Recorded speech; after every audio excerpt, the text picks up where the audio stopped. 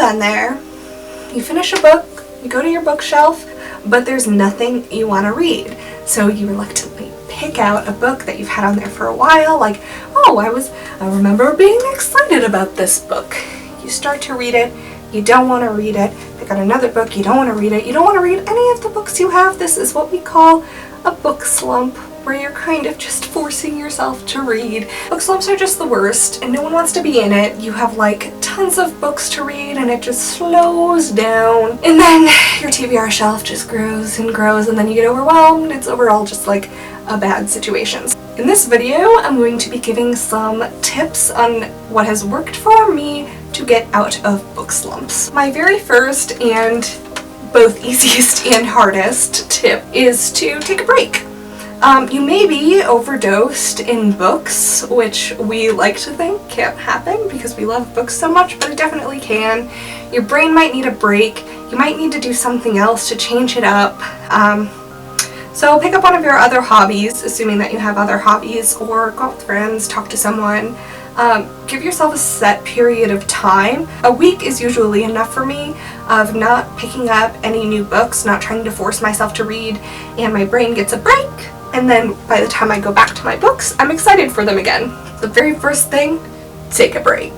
My second recommendation for getting out of a book slump is to shake up your genres. So if you've been reading a bunch of books in the same genre, then it could be that you just need a break from that genre, not a break from reading altogether. I was recently in a book slump with short stories. I didn't want to read any of my short story novels, so I just put them down. I read a memoir, I read poetry, I read a nonfiction book about writing, and then when I went back to my shelf of short stories, was much more excited to pick one up. So you should switch up genres, because it could be that you're just tired of that format. It could be that you just need some more variety at the moment. My next recommendation is to read in a different place. So if there's a certain place that you always read, if you always read on your couch, or if you always read in your bed, try reading in a different place. Go to a coffee shop, or just switch, go on your bed if you're used to the couch, or vice versa. Sit at your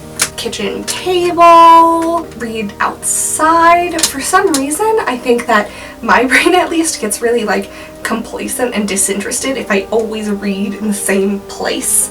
My brain starts to associate that place with reading too much, and then it can't focus. Changing up your environment can really help you focus, and this is true with studying too. It's why people go other places to study. If your problem is not that you can't pick out a book, but that when you sit down you're not too interested in the book, try going to a different place, because it could be that your brain just needs a different environment to really focus, and that then your slump will be magically over. My next tip is to change up your format. So if you've been reading only on ebooks and you have the resources, go to a hard copy format book, or vice versa. Chill out with the hard copies and ebooks, pick up an audiobook. Sometimes if I focus too much on one format, then I end up in a slump because it's so repetitive and starts to feel all the same. And just reading even those same books in a different format can make a huge difference to how I feel about reading the book. So I would definitely recommend, if you can, switch up the format. For some reason, just the difference between having a hard copy and having it on a Kindle can make a huge difference to how engaged you are with the story, so just switch up your format. My next tip is to go to a bookstore, but you have to be really careful, because book slumps can just end up feeling like you don't have enough books. That is probably not the case. Like, if you're on BookTube, you probably have a sizable collection of books that still need to be read. However, it could be that you need a different genre of book. So this is my tip. Go to a bookstore and browse the aisles and look for a book that you would start reading right then. Not a book that you will start reading, but a book that you would pick up and read right then and be happy to read. You should get one book and one book only. When you're in a book slump, it might feel like, oh, I need a bunch of more books because I'm not excited about any of my books. But you will be excited about those books again once you get out of the slump. So don't go splurging because you're in a book slump. That can be really hard on your wallet. So go to a bookstore and really ask yourself, which book would I read right now? If you find something that you're super excited about and you would read right then, get it. It might get you out of your slump. So go to your bookstore, go to a used bookstore for cheap books, but only get one book. My next tip is to allow yourself the space to not worry about it, to forgive yourself if you need to pull away from reading for a while. It might feel like you have to be accomplishing things by reading books all the time, but you don't. Reading books should be fun, and if you're not having fun with reading, then there's no point in doing it. So don't ever be hard on yourself when you're in a slump and you need to take a break from books. Don't judge yourself or anything. I used to judge myself so hard for being in reading slumps. There's really no need. Everybody needs a break from even things that they love sometimes. Please be kind to yourself. Those are all of my tips, but I do want to make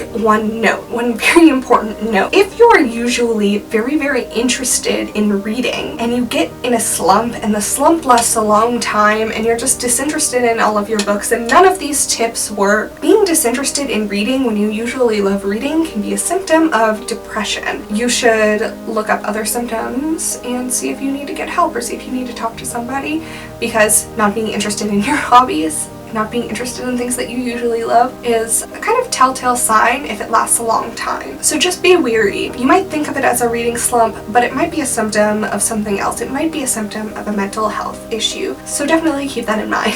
Those are my tips for how to break a reading slump. If you have any other tips, put them down below. I'll put them in the description or something. If you have any comments or questions or anything, then put them down below. Thank you for watching. I hope that this is helpful. It certainly would have been helpful to me in my past reading slumps. Please leave me comments. I love talking to people. Bye.